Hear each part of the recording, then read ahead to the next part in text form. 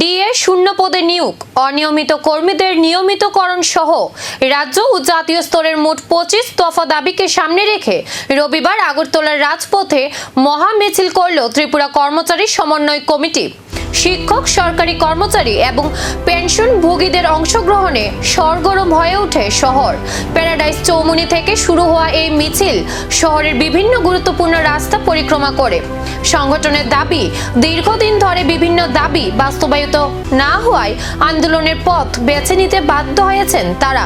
সংগঠনের সাধারণ সম্পাদিকা মহুয়া রায় জানান, রাজ্যভিত্তিক 14টি এবং জাতীয় স্তরের 11টি দাবি নিয়ে এই কর্মসূচি।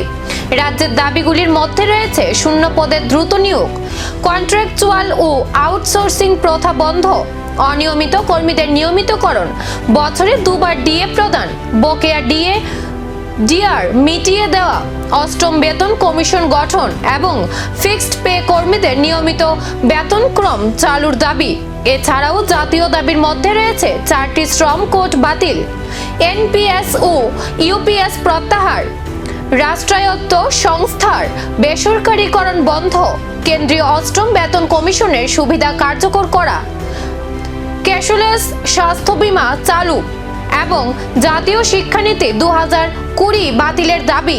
সংগঠনের বক্তব্য, কর্মচারীদের দীর্ঘদিনের ন্যায্য দাবিগুলি দ্রুত বাস্তবায়নে সরকার ইতিবাচক পদক্ষেপ নিক, এই প্রত্যাশা নিয়েই তাদের এই মহামিছিল। ত্রিপুরা কর্মচারী সমন্বয় কমিটি এসবিএফের পক্ষ থেকে সাংবাদিক বন্ধুদের অভিনন্দন জানাই, ধন্যবাদ জানাই।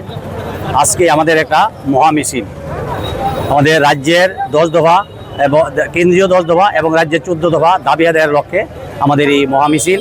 এই মহামিছিলের কোনো শিক্ষক কর্মচারী শুধু জীবন যন্ত্রণায় না পড়লে রাস্তায় নামে না, মিছিল করে না, মিটিং করে না, লড়াই করে না, আন্দোলন করে না, অনশন করে না। তারা জীবন যন্ত্রণায় পড়েছে বলেই অনশন করে। আমার জেনারেল সেক্রেটারি আলোচনা করেছেন। আমি যেটা বলতে চাই, আমাদের 18 বিধানসভা নির্বাচনের আগে জোর গলায় বলেছিলেন যে ত্রিপুরা রাজ্যে একজনও অনিয়মিত কর্মচারী থাকবে না। আজকে অনিয়মিত কর্মচারীদের যে জীবন যন্ত্রণা, তারা দীর্ঘ 15 বছর, 16 বছর, অনেকে 20 বছর হয়ে গেছে, তাদের চাকরি দেওয়ার কোনো গ্যারান্টি নেই। যে প্রতিশ্রুতি দিয়েছিল সেই প্রতিশ্রুতির কোনো গ্যারান্টি নেই।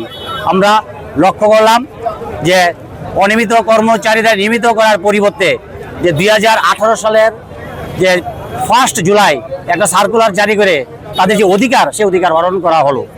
আমরা লক্ষ্য করছি যে বিদ্যুৎ, যে কেন্দ্রীয় দাবি আমাদের, রাজ্যের দাবি আমাদের, যে জীবন যন্ত্রণা বিদ্যুতের, আপনারা যারা আজকে সাংবাদিক এসেছেন, আপনাদের এই যন্ত্রণা ভোগ করতে হচ্ছে। সেখানে এটাকে বেসরকারীকরণ করা হচ্ছে। সেখানে আদানি, রিলায়েন্স, পাওয়ার, টরেন্টো পাওয়ার, এই সমস্ত কোম্পানিগুলিকে দেওয়া হচ্ছে আমাদের লাভজনক একটা সংস্থা।